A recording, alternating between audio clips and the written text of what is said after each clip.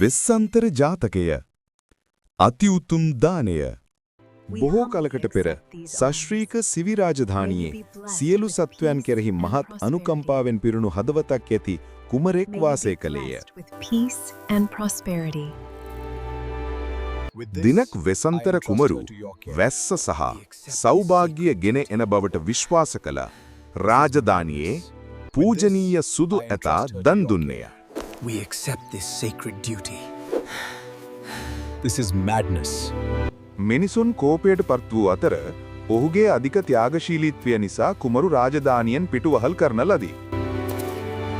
වනාන්තරයේ ගැඹුරු තැනක ඔහු කුඩා පැල්පතක් තනාගෙන සොබාදහමේ දායාදයන්ගෙන් ගස්වල පළවැලෙන් යැපෙමින් සාමකාමීව ජීවත් වූහ.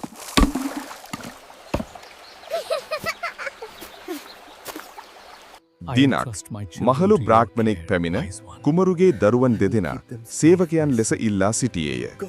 කුමරුද මහත් අනුකම්පාවෙන් ඔවුන්ව දන් දුන්නේය. I will keep them safe, my son. Go now.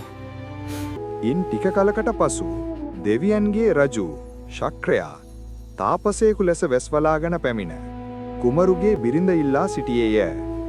වෙසන්තර කුමරු නොසැලී ඊට එකඟ විය. ඔහුගේ අසීමිත ත්‍යාගශීලීත්වය ගැන පැහැදුණු දෙවිවරු ඔහුගේ පවුල නැවත එක් කළ අතර ඔහු නැවත සිය රාජධානියක පැමිණ කරුණාවෙන් හා ප්‍රඥාවෙන් රාජ්‍ය පාලනය කළේය.